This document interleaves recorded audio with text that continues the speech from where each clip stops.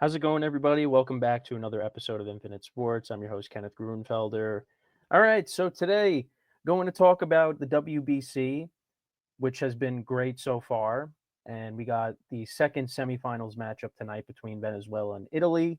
We'll talk about the great game last night between the Dominican Republic and the U.S. U.S. getting the victory 2-1, low scoring game. We'll talk about that. We'll also talk about Kyler Murray signing with the Minnesota Vikings and the impact that that has on the team and the competition now that J.J. McCarthy has with Kyler coming in. And also something I didn't get to last week, I want to talk about the possibility, well, really the likelihood of the NFL now having a game being played on Thanksgiving Eve. So we're going to talk about that, and I'll give you my thoughts on it. So let's get into the WBC. So we had a lot of drama over the weekend. Italy moved on to the semifinals. Again, they'll be taking on Venezuela tonight. And Venezuela coming off of that dramatic comeback victory against Japan, knocking off the defending champs. So they're out. And then, we're going to talk about the U.S. and the DR, of course, playing last night. Great game, low scoring game. Definitely surprised by the low scoring aspect of it because, with what the DR was doing and setting records, I mean, the home run records that they were setting in this tournament, and just, the mercy ruling teams. I mean, that's basically what they were doing in this tournament. I mean, they mercy ruled the Netherlands. I mean, it just, they've been great, and they did it and then they also did it to Korea as well, I believe.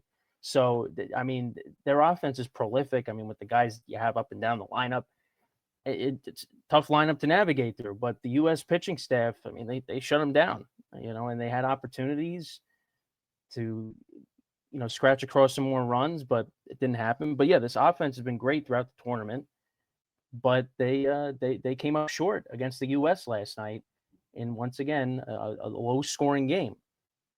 But Italy almost gave the game away over the weekend to Puerto Rico. I mean, they were making bad plays in the field, and it just seemed like. And you got to remember, I mean, they were up big against the U.S. I mean, they still won. It kind of played out the same way, where Italy built up this big lead, and then all of a sudden the opponent's coming back, but they were able to get the win and advance. And now they got a chance to knock off Venezuela, which has a potent lineup. And it was very exciting, the game between Japan and Venezuela. I mean, you had Ohtani leading off the game with the home run, and then he had Acuna. Oh, actually, no, other way around. Acuna led off the game with the home run, and then Ohtani matched that in the bottom of the first inning. And then Japan had this 5-2 lead, and then Venezuela, came back. The turning point in the game was, kind of a bad call by the umpire, and Acuna was not happy with it, and him and Miguel Cabrera, they were shouting at the umpire, and that kind of like lit the fuse for Venezuela, and they came back. You had Michael Garcia hitting the 2-run homer to make it 5-4, and then Wilner Abreu hits that 3-run go-ahead shot. He crushed that ball to give Venezuela the lead, and then they scratched across another run, and they ended up winning 8-5. So that was a momentum shifter there. And that was a great game, and he knocked off the defending champs. And Italy's had this magic carpet ride, so they play tonight. But to go to the game that we watched last night between the U.S. and the DR, you had Paul Skeens going up against Luis Severino. Luis Severino looked like 2017, 2018 Luis Severino. I mean, he's pumping gas, 99 miles an hour last night. Was getting big outs. The U.S. had some traffic on the base paths, but he was able to navigate through it and get out of it. But then, surrendered, the home run to Gunnar Henderson. And then, was taken out of the game. They put in Soto, and he gave up the home run to Roman Anthony. It was an AL East showcase last night. I mean, you had Gunnar Henderson and Roman Anthony hitting a couple of homers for Team USA, and then you also had Junior Caminero hitting a home run off of Paul Skeens. So Skeens kind of left that ball up, and Caminero hit it out. That was the only run that the Dominican Republic scored last night. And then you also had a great play by Aaron Judge, throwing out Fernando Tatis at third base, trying to advance, going from first to third. Once again, Judge, he shows you can't run on him. You cannot run on him, and the elbow's feeling good. The elbow's feeling good because that's a concern going into this year is because Judge didn't get any kind of surgery on it. That's something he dealt with last year, and hoping it's not a problem this year. But he's gunning that ball to third base and throwing people out. So the arm's feeling pretty good. So that's encouraging. And he also, it looked like he was going to hit another home run in this tournament, but then Julio Rodriguez made an unbelievable play, robbing him of that. Had to get a couple more feet and that would have been out. But again, Julio made a great play to rob Judge. And I'm trying to think of another AL East player. Well, David Bednar for the Yankees. I mean, he's been very good in these games too. He's gotten himself into a bit of trouble. He's definitely surrendered some hits that has allowed traffic on the base paths, but he's been able to get out of it. He got big outs last night when he really needed to. Striking out Tatis in a big spot. Again, after surrendering a couple hits, I mean, one of them was to Austin Wells, his teammate. So Judge also had a nice diving catch, robbing Juan Soto of a hit. Soto also grounded into a double play in a big spot.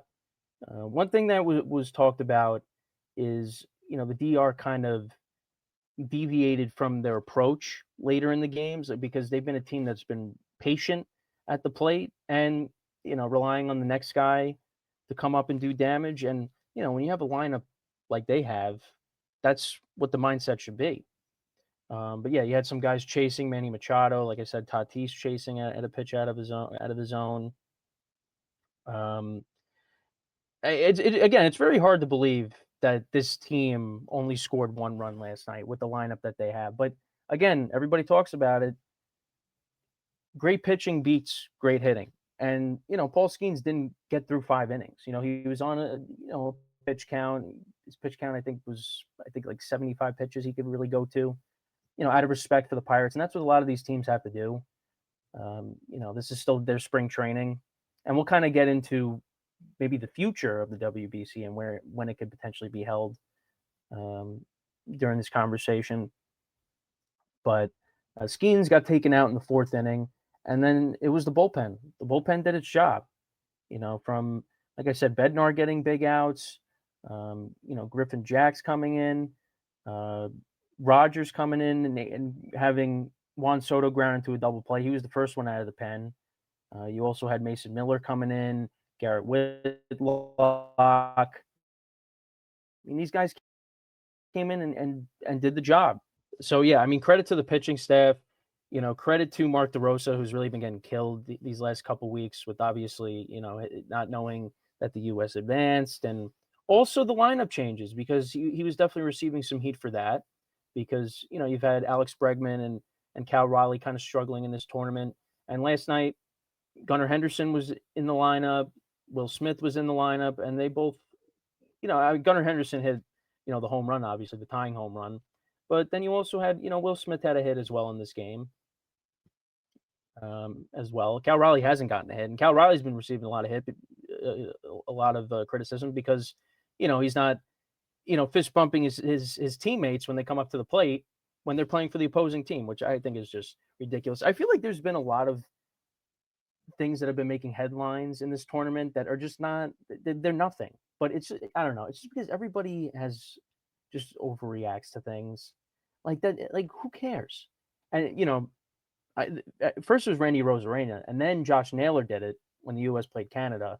But he knew, like, hey, it's all good. Like, going to be back in Mariners camp.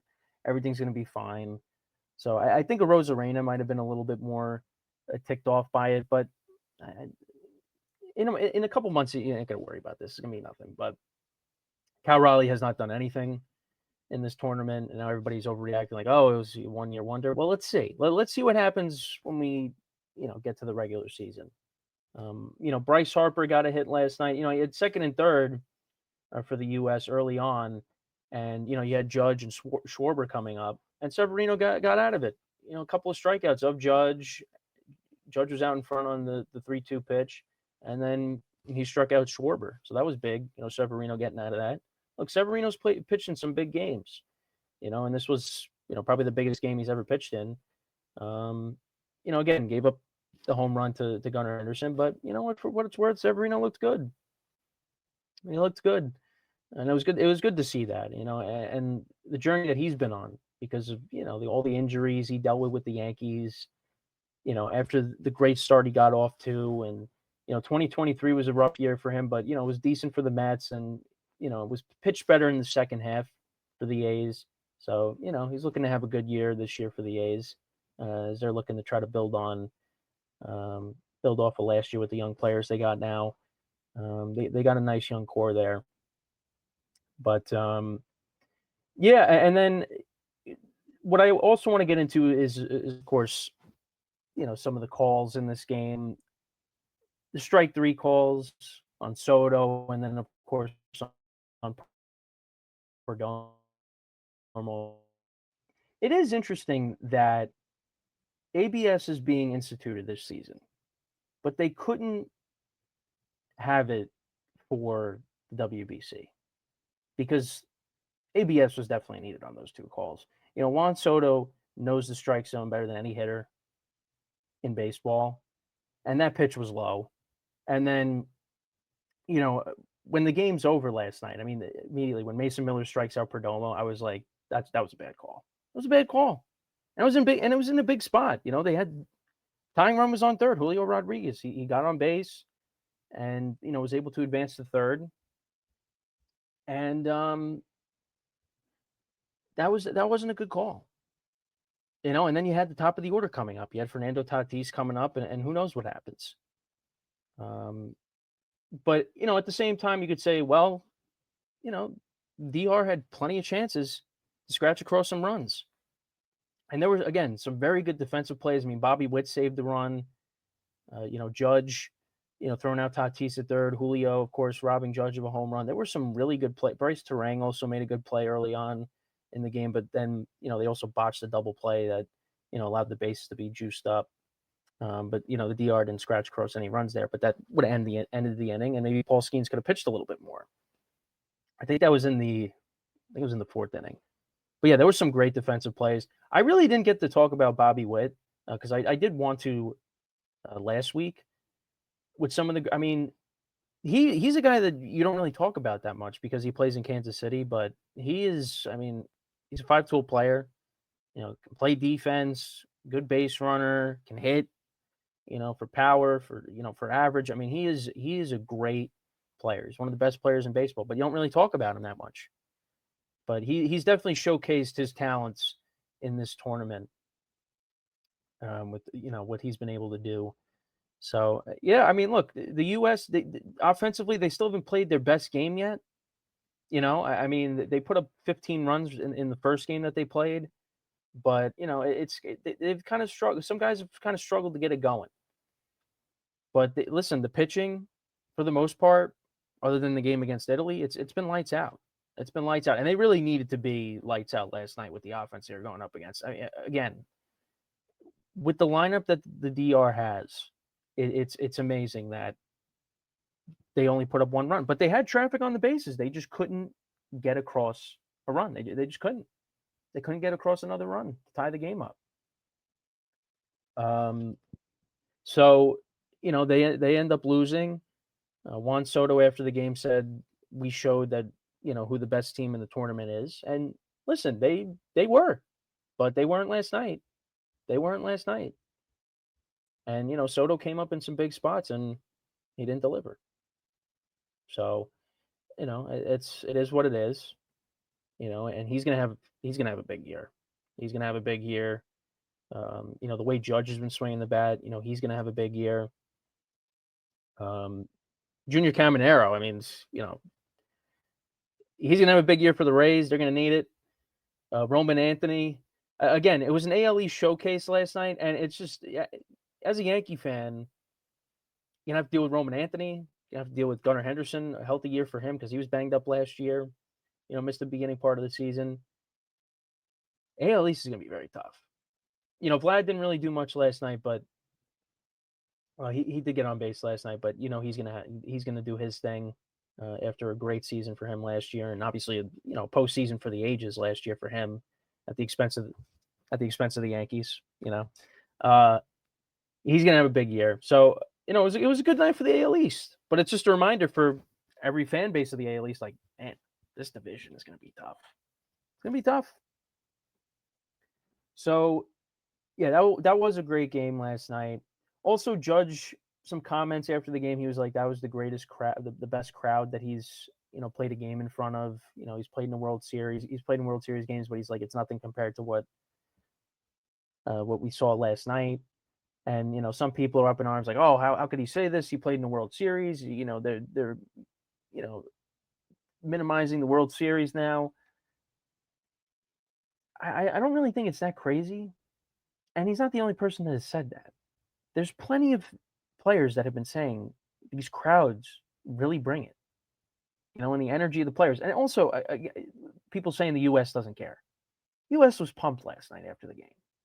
They're pumped. It's just, they don't have, when a guy hits a home run, you don't have, the whole team rallying around him at home plate and throwing a jacket on him. They're not doing that. Like, I get it that some of them, don't look like they're that into it with the body language, but these players do care. They do care. And, when Gunnar Henderson hit that home run, they were pumped up. They were pumped up when Judge threw out Tatis. They were pumped up after they won the game. So they do care. But yeah, it's not like what some of these other teams are doing. I get it. Compared to what, these other teams are doing, yeah, it looks like they're buttoned up. But these players do care. They do. But, yeah, with what Judge said, I don't really think it's that crazy. I mean, look, you're playing against, the DR last night, and the fans have been going nuts over how their team has been playing, and rightfully so. It's been exciting to watch. And it was two fan bases going back and forth with it. And yeah, when the World Series went back to Yankee Stadium, right? Yankees were down 2-0. Yankee fans were sensing the impending doom that this team was not going to win the World Series against the Dodgers. They weren't going to come back. And then they went down 3-0. So, and I've been to Yankee playoff games. It wasn't a World Series game, but last year I went to, game 4 of the division series. Crowd really wasn't pumped up because they were sensing this was going to be the end of the Yankee season. Now, it's different than a World Series game, but it's a different kind of atmosphere, the WBC. It's just different. And you know what? If Judge is playing in a World Series game that the Yankees potentially have a chance to win, a game sealing victory to make them world champions, and maybe it's different. But you go back to Yankee Stadium in the heyday. I mean, it's not comparable to now. Back then, you go back to some of these old World Series games that they played in, crowd was on a different level than it is now. It's just different. But, also, seen on social media, it's true with the ticket prices, you're pricing out, the actual fans. The World Series tickets are ridiculous now. You got to spend an arm and a leg to get into the ballpark. But it's anything Judge says, anything he does, he's always going to receive heat for it. I see people tweeting last night, oh, Aaron Judge doing Aaron Judge things because once again, he strikes out in a big spot. But you don't see anybody say, oh, wow, that was a great play he made to throw out Tatis at third. And he would have hit a home run last night, but Julio made a great play. It's just anything he does or anything he doesn't do, he's going to receive a comment for it. And it's ridiculous because he's a guy that should be celebrated. And a lot of people do. They just like to hate on him. And it's fine. Every player has haters. But, I guess it just gets under my skin because, but anyways. So US wait I'm trying to think anything else I think that was pretty much it with the game last night. Bad strike calls. ABS will be in the next WBC, guarantee it. It definitely was needed last night. It did, yeah, it did kind of hurt the ending of the game, but at the same time, the Dominican Republic should put up more than one run. You had 9 innings, and you put up only one run. That was it. Score more runs. It's the bottom line. Game was there for the taking. But now talking about the WBC in the future. So, players want to play in the Olympics when it's held in California in a couple of years, right? And it's in the middle of the summer. So now there's the talk of, well, if that's the case, there has to be it has to be agreed upon. Then that would cause the sport to stop, kind of like what we see with hockey, right? What we saw with hockey. So the players are allowed to play in it, and then what's the future of the WBC? Should the WBC then be held during the All-Star break, and then there's a couple weeks of a layoff, and then the season is resumed? I would definitely be open to that. I like that idea because again, guys will be more built up. There wouldn't be these pitch counts. These guys wouldn't be limited to 4 innings like Paul Skeens was basically limited to last night. Tariq Skubal had to go back and pitch for Detroit, although I think he came back just to watch the game, against the DR last night. You wouldn't have these substitutions, and again, these guys would all be built up. There'd be no limitations. You would get the best of the best. And I think, and because the All-Star game. Look, I love the All-Star game. The home run derby doesn't really do it for me anymore, like it used to. But there's no the winner of this game gets home field advantage in the World Series. It's just the All-Star game. I think that would be a good substitute. Now, would that mean you have to lessen the season because then if there's a layoff, I guess. I listen. I'm fine with 162. I try to lock in for that. I'm a nut job when it comes to that. But if you have to subtract some games from the regular season to kind of make the longer All-Star break, you lower it to like I don't know somewhere in the 150s. I'd be okay with that. And this tournament again, no limitations on these guys. Nobody's going anywhere. There's no spring training. Everybody's built up. So I would like that. I'd be open to it. Now, will it happen? Well, who knows? But based off of the hype that this has been getting, and the crowds that you're getting at these stadiums, and the energy that the players are bringing, the fans are bringing, it's something you got to consider. So I'd be open to it, but again, that's just me saying that. So we'll see what unfolds. And we'll see, if the players are going to be playing in the Olympics. We'll see what happens with that, but that could be the blueprint.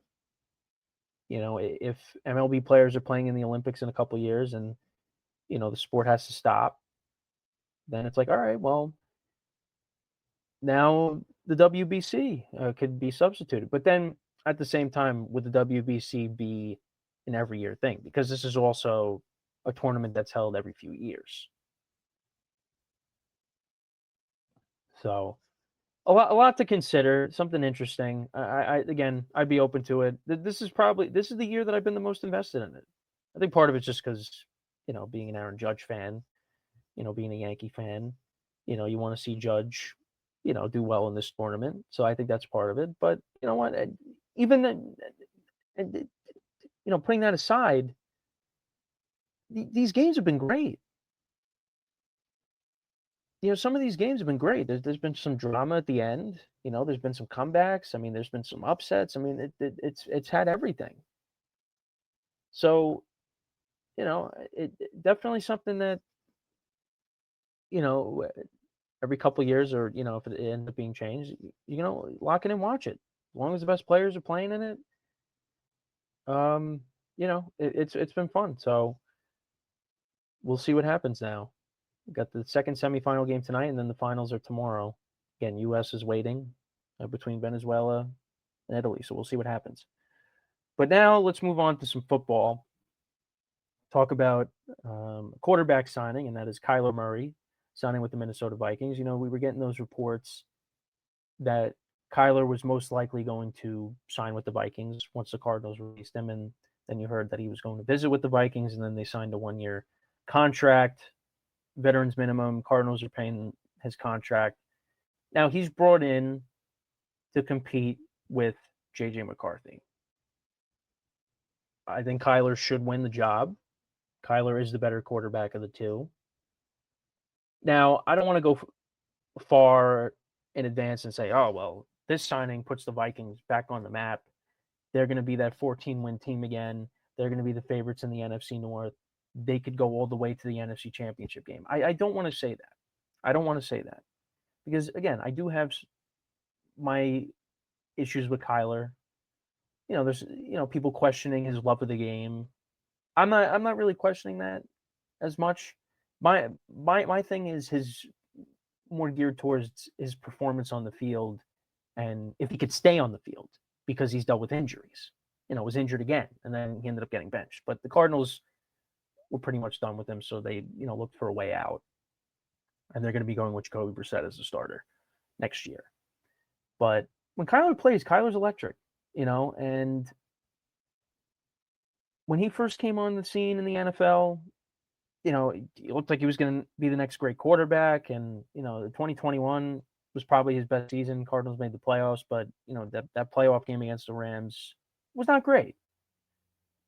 And, now he's stepping into a situation, great play caller, Kevin O'Connell, got good skill positions players on the offense. They're going to have to improve in the running game. Because Aaron Jones is obviously an older running back. Jordan Mason really didn't provide what I expected from him, how he was in San Francisco. I thought he was going to be better for them. He really wasn't. Most of the offensive line was banged up too. Right now, I think Kyler should, again, win the job. JJ is really going to have to compete his butt off. And, maybe this does bring the best out of him. And, if it gives him more time to sit and learn. I mean, I know some people say, well, you want him learning from Kyler Murray. Well, hey, listen, I think it helps. I think it should help. And, he did play a little bit better when he came back from injury last year. So I guess more time to, gain some more knowledge. And, if he steps back in, maybe he's better from it. But also the Vikings could just completely pull the plug. I mean, if Kyler goes out there next year and just balls out, and the Vikings do win 14 games again, and they do make it to the NFC Championship game with Kyler, and he plays great in the playoffs, well, then maybe you say, all right, well, it looks like Kyler's going to be the guy going forward. We'll trade J.J. McCarthy for a draft pick. And that's different. But I just don't see that. I think Kyler can work well here with the Vikings. But, again, I still have my concerns. My concerns with him being hurt. And, if this is the guy for the Vikings that can put them back in the conversation as being a legit playoff team. I mean, this team still won 9 games despite, the different quarterbacks they had playing last year. So with Kyler, I mean, they should be a double-digit team next year. But they do play in a very tough division. You're going to be playing in some cold weather. You're going to be playing in some domes, but you're also going to be playing in some cold weather with Lambeau and Soldier Field. Playing against the Bears and the Packers. And the Lions are going to have something to say about their disappointing season, even though they finished with a winning record as well. So this is a very tough division. So Kyler goes from the NFC West with the Niners, the Rams, and the Seahawks to now going to this division. So it doesn't get any easier. But like I said, I mean, he had a lot of success with DeAndre Hopkins when DeAndre Hopkins was in his prime. Now you get Justin Jefferson, so I think that connection can really work. Just again, got to improve that running game. The offensive line, I know, was banged up last year. Jordan Addison's kind of had his off the field issues, so we'll see. What happens there. T.J. Hawkinson is a good tight end, but they're going to need to make some improvements. But the defense is still a solid unit. This is still a good team. It's just quarterback play. If the quarterback play was better, they would have been in the playoffs again. But they had some issues there, of course. But we'll see. We will see how this affects J.J. McCarthy. Is he going to rise up from it, or is he just going to, wither into the backup role and let Kyler take over? I don't think so. I think this definitely. I feel like this is definitely going to light a fire under him. But, for me, right now, I would give the job to Kyler. It's Kyler's job to lose until proven otherwise. So we'll see how it all unfolds. But, I like the move for the Vikings. They had to add some competition to the quarterback room for McCarthy. And, if it really doesn't work out, it's a 1-year deal. They're not paying that much of the contract. Cardinals are paying all of it, basically. Then you move on. But listen, not a roster that can compete right now. And if you can't find the quarterback, that roster is eventually going to get older and guys are going to leave. And you're going to really fall behind because, again, you're playing in this loaded division. So they got to figure it out. So we'll see. We'll see how it all unfolds. But let me know what you guys think about the Kyler move by the Vikings. But what I wanted to get into, and this will be the last thing we cover today, didn't talk about it last week. So the NFL, it's a possibility, but it's going to happen. They are exploring the idea of a game being held on Thanksgiving Eve. So leading up to Thanksgiving and after Thanksgiving, so you're going to have Thursday night football the week before Thanksgiving. Then you're going to have, Saturday, you'll have college football. Then you're going to have Sunday football, Monday night football. Then Tuesday, there's nothing. Then you're going to have Wednesday night football. Then you're going to have Thursday football on Thanksgiving all day, 3 games. Then you're going to have Black Friday game. Then you're going to have football on Saturday, football on Sunday, college football Saturday, NFL Sunday. Then you're going to have Monday night football. So you're going to have football all over the place. And love football. Absolutely love it. But I think what the NFL is doing, they're really just they're squeezing as much as they can out of us.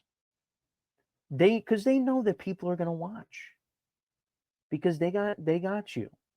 They got you. They know they got the audience. Now they're like, all right, because with gambling and with fantasy, we're going to put as much football on as possible to keep you locked in, to keep you invested. And, with the streaming, the different apps you got to get, Peacock, Amazon, I mean, you name it.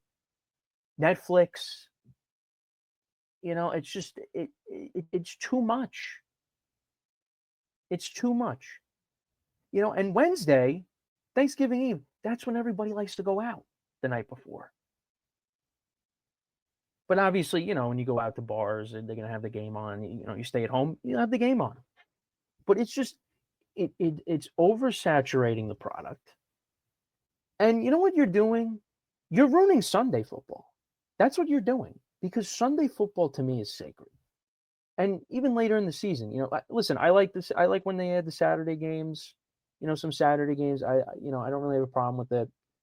But the final week of the regular season, it used to be you have every team play on Sunday, and with all the different. See, my dog agrees. If you can hear it, the final game of the regular season, depend with the different playoff scenarios and everything like that. It was it you had everything being played at the same time. But now you're like, all right, well, we're going to put two games on Saturday, and to really, up the intensity. But I just, you're ruining Sunday football, I think, because that's the day when the games are played. Like, I know you got Thursday night football. I know you got Monday night football. But, to me, it should be every game is played on Sunday with the Monday night game the following night. That's what it should be. And, think about what you're doing to the players, too. Because now, like, who are you going to have playing on this Wednesday night football game? Are you going to? Is it going to be teams coming off of a bye? Because I think that's what's going to happen. It's going to be teams coming off of the bye, which it makes the most sense. Because otherwise, what are you going to do? You're going to have, unless you want to do a doubleheader on Wednesday. You have the teams play, Friday night, and then also like, with the international games. Look, I know you're trying to, expand the audience. Show the game off to fan bases across seas, which I understand that. But now you got opening weekend. It used to be, hey, you got the team that won the Super Bowl, the defending champs, opening up on Thursday, and then you had the games on Sunday and Monday. Now you got the game on Thursday, then you got a game on Friday in Brazil, and then you got Sunday football, Monday football.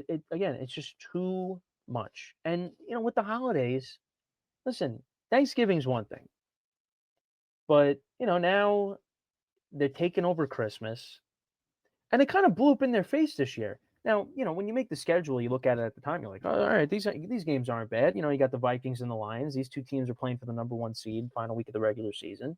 Oh, we got the Broncos and the Chiefs playing at night. And then you got, the Commanders who made the championship game the previous year, and you got the Cowboys who should be better with the full year of Dak. But what happened? You had a backup quarterbacks galore on Christmas. The games weren't good. I obviously, I did pay a little bit of attention, but I'm trying to just spend the holiday with my family. Now, again, obviously, we have the games on because we're all football fans, but I don't need it.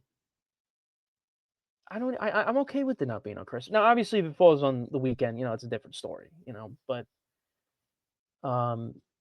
having a double header or triple header on Christmas in the middle of the week, it's fine. Now, right, it was on a Thursday this year. The last year was on a Wednesday, and you had the two Netflix games. But I'm good. I'm good. Same thing with Thanksgiving. Love the triple header on Thanksgiving. Love it. But I don't need the game the night before, and I don't need the Black Friday game. I'm good. Thursday, Sunday, Monday. I'm good. I'm good. But the only way that anything is going to be done about it is if you don't watch. If you don't watch, and the ratings tank, then the NFL's not going to do it. But it's because they know people will come. They know. They know that people will go and watch the game. They will turn on the game. They will watch it no matter what. Because that's what fans do. Games on at 9:30 in the morning? Yeah, put it on. Games on a Wednesday? Yeah, put it on. They know. They know. And also, again, COVID, the pandemic kind of set up the business model for it. Because you had a game that was played every single day of the week. with with the players, with with some of the not the COVID restrictions, but with the COVID protocols, with the teams couldn't field the whole team, so they had to postpone the game and move it. And then I mean, well, they didn't postpone the Saints Broncos game when they had a position player playing quarterback the whole time. But yeah, we had game played on Tuesday, we had Wednesday, Friday, Thursday, like every single day of the week. They're like, oh yeah, we can play football on these days. It works. So now here we are, and that's what opened the door up for streaming. Like, oh yeah, we should have games being played on these streaming platforms because that's where everybody is. That's what everybody was using during the pandemic. So, pandemic had a little bit to do with it, I would think, right? It's too much. It's too much. But it's not going to change. They're going to keep doing it. Yeah, you're going to have one game on on Thanksgiving Eve. Well, again, you might have a doubleheader at some point.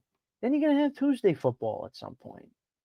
They'll find a way to work the schedule, and they're going to have another week. They're going to add another week to the schedule. They are going to do everything they can. And look at what they do with the playoffs now. It used to be 2 games Saturday, 2 games Sunday, wild card weekend. But now because of the expanded playoffs, then for a little bit, it was 3 games Saturday, 3 games Sunday. Now it's, 2 games Saturday, 3 games Sunday, 1 Monday, because Monday night has to have a game. That's just how it is. Look, they got all of us. They know that we're gonna keep on watching. And look, when is it gonna get to a point where people are gonna say, we've had enough? I'm not watching. I don't know when that's gonna happen. Yeah, you might lose some fans, but I don't think you're gonna lose fans to the point where the NFL is gonna say, all right, we can't do this anymore. I don't think you're gonna do that. So yeah, it is what it is. It's gonna keep happening. They're gonna look for different ways to air games on certain days that you think it's just I really do feel like it's ruining Sunday because the anticipation, because when the week is over and you're coming off of a loss in fantasy or bad week in the spread pool, you're like, I want to get to next week. But then all of a sudden it's like, oh well, hey, I got a game on Wednesday, I got a game Thursday, I got a game Friday, I got a game Saturday, I got a game Sunday. I got games every day. It's just soon there's going to be no games on Sunday. There's going to be games every day of the week except Sunday, or there'll just be one game. It'll just be Sunday night. It was funny. I was listening to an old Mike Francesa rant because he talked about this topic years ago on his radio show. And again, how you're oversaturating the product, with putting the games on Thursday, Monday, Saturday, whatever. But it was funny when he went off on Sunday Night Football, and he was making fun of the song because the song, they say, oh, but waiting all day for Sunday night. It's like that's the dumbest idea for a song I've ever heard because you've been watching football for 7 hours. It's like, yeah, it's true. But yeah, unless it, like he said, unless there was a great Sunday night game that was on. And the Sunday night package, for the most part, is usually very good. Now, I think the other packages have definitely gotten better. They've gotten a lot better than years past because in years past, I mean, you had like the Titans and the Jaguars playing on Thursday when they were both bad, and you're like, I mean, like you don't care for that. And the Monday night package, wasn't very good either. But you would probably still say the Sunday night package is the best, but the other two have definitely stepped up their game. But yeah, the Thanksgiving Eve game could fall into the same trap of the Christmas games where, yeah, the matchup might be great on paper, but then once you get to the matchups, there could be injuries. And it's not like you could Could you flex out of the game? I mean, they're probably not. You couldn't do it on Christmas. You had what? Josh Johnson playing against Dak. You had Max Brosmer playing for the Vikings against the Lions. Vikings won the game. And then you had the backup for the Chiefs against the Broncos because Mahomes was hurt. And the Chiefs weren't going anywhere. It's just going to keep happening until the NFL fan says, I've had enough. But like me, I mean, I'm complaining about it. But am I going to watch? I'm going to watch. I am going to watch one way or another. If I'm, this upcoming Thanksgiving, if I'm out, wherever I am, the game's going to be on. So I'm going to watch it. I'm going to watch the games on Thanksgiving. I'm going to watch the games on Christmas, whatever, Black Friday. I'm going to watch the games regardless. They have me. But you can do something about it to change that. That's where we're at. But look, the NFL does it better than any other sport. They're the kings. They're untouchable. So if you want to do something about it, don't watch. And maybe you get enough people to not watch where they say, okay, maybe we should, go back to the old ways of doing things. But I mean, playing the game overseas, that's another, situation. You have a game being played in Australia. I mean, it's crazy. I mean, it is cool because, again, you get to see these different fan bases interact with the game and react to it. But you are taking away home games from the fans over here. You are doing that. But they're going to keep doing that. They're going to keep expanding, whether it's, games being played in different parts of the country, different, days of the week. That's what they're doing. They are expanding. They're expanding their empire. And it's, tough to stop. But yeah, I'm not a fan of it, of the Thanksgiving Eve game, even though, what am I going to be doing? Call me out. I'm going to be watching it. I'm going to watch it because I'm a zombie. I just, there's an NFL game on, I'm going to watch it.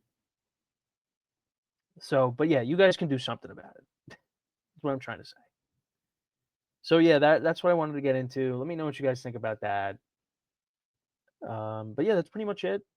I hope you guys enjoyed the show. Be back again. Baseball's a couple weeks away. Got March Madness coming up this week. Tournament. You got some. You got some things to discuss with that. Got to make my bracket. St. John's did win the Big East. I did watch that. There's controversy over them only getting a 5 seed. Because after they beat UConn twice, they really responded because I mean UConn destroyed them in their second matchup. And how is St. John's going to respond? Well, they came out in a big way. They took a big lead early, and they didn't look back, and they won the Big East yet again. Rick Pitino's really turned that program around. So we'll see, what kind of run they could go on in this tournament. March Madness. Listen, for somebody that's not, super mega college basketball fan, March Madness brings some of the best basketball games you're ever going to see. The tournament last year was really good. A lot of dramatic games there, and you expect more of the same here. But yeah, I got to fill out my bracket, and we'll see if we have see if we can get a perfect bracket. Not gonna happen, but we'll see if we can get any success from that.